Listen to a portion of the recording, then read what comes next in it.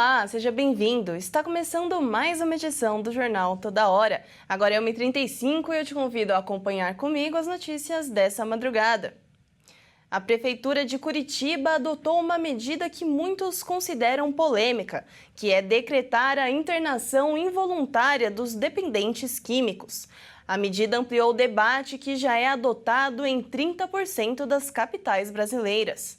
A decisão da Prefeitura de Curitiba de adotar a internação involuntária de pessoas com dependência química voltou a colocar em evidência o debate sobre as formas de acolhimento dessa população. Para defensores da medida, o instrumento pode ser um recurso terapêutico previsto em lei em situações extremas. Já críticos apontam riscos de violação de direitos voltada mais à retirada das pessoas das ruas do que ao cuidado em saúde. Levantamentos indicam que iniciativas semelhantes já estão em vigor ou em discussão em cerca de 30% das capitais brasileiras, além de municípios de menor porte. As propostas variam conforme a realidade local, mas, em geral, dialogam com a Política Nacional de Saúde Mental, que define critérios para internações voluntárias, involuntárias e compulsórias no tratamento de dependência química. Mudanças na Lei de Drogas e normas do Conselho Federal de Medicina permitem que familiares, responsáveis legais ou agentes públicos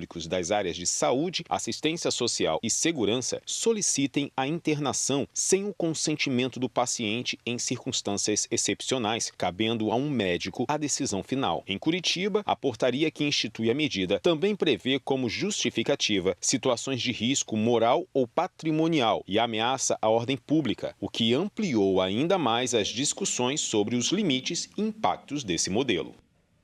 E mudando de assunto, um grupo de brasileiros afetados pela tragédia de Mariana em 2015 estão em Londres para uma audiência no Tribunal Superior de Justiça britânico. Na sessão deve ser decidido o calendário do julgamento de compensação e quais provas e documentos serão necessários. Marilda afirma que as pessoas estão morrendo de câncer ao descrever os impactos da tragédia ambiental de Mariana em 2015. A líder indígena de Aracruz, no Espírito Santo, está em Londres, junto com um grupo de demandantes brasileiros afetados pela tragédia.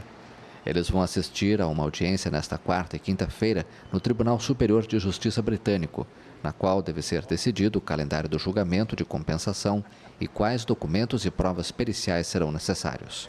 Completamente o que nos cabe, né? Porque o impacto foi muito grande, não só para os povos indígenas, né? Como para os povos também das regiões onde moram. Então, o que nós esperamos que for o que for justo, né? O que nos cabe realmente, porque o impacto foi muito grande, o crime foi muito grande. Em 5 de novembro de 2015, o rompimento da barragem de rejeitos da mina de ferro do Fundão, perto de Mariana, em Minas Gerais, matou 19 pessoas, arrasou várias cidades e liberou 40 milhões de metros cúbicos de resíduos de minérios tóxicos, que percorreram 650 quilômetros pelo Rio Doce até chegar ao Oceano Atlântico. A BHP era coproprietária, junto com a mineradora brasileira Vale, da empresa Samarco, dona da barragem que se rompeu. Ana Paula, que mora em Ouro Preto, perdeu o marido, Edinaldo, na tragédia. O sofrimento que foi a perda, né? Que rompeu a nossa vida, interrompeu sonhos, até paralisou a nossa vida, porque durante esses 10 anos estamos correndo atrás de justiça. A primeira etapa foi feita, né? Que a BHP já foi condenada, já foi um alívio para a gente, mas durante esses 10 anos a nossa vida foi parada. A questão das indenizações por perdas e danos para os mais de 600 mil demandantes registrados deverá agora ser objeto deste segundo julgamento. Menos de 15% do município de Colatina, do cidadão, recebeu alguma indenização. Portanto, falta aí seus 80%, 90% para receber esse direito e restituir um pouco deste crime ambiental. Em 2015, a BHP tinha 2 sedes, uma delas em Londres, o que explica o julgamento na capital britânica.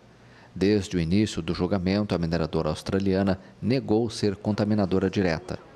Em 2024, a Justiça brasileira absolveu as empresas porque considerou que as provas analisadas não eram determinantes para estabelecer sua responsabilidade. Os demandantes recorreram, então, à Justiça britânica. E o ano de 2026 começou sob alerta máximo para a segurança hídrica da Grande São Paulo. O sistema Cantareira, principal manancial da região, está com a sua capacidade operacional inferior ao registrado em janeiro de 2014, quando o estado enfrentou sua pior crise de desabastecimento. O baixo volume de reservatórios levou a Sabesp a reduzir a pressão da água na tubulação e tem causado uma crise hídrica, que vem afetando principalmente as regiões periféricas. O cenário atual obriga a Sabesp a manter medidas de restrição, que na prática tem gerado impactos desiguais na população. O sistema Cantareira responde por cerca de metade do abastecimento da região metropolitana. No final de janeiro, o governo de São Paulo estimou que o Cantareira precisaria entrar na temporada seca no início de abril, com pelo menos 47% do nível para evitar problemas no abastecimento.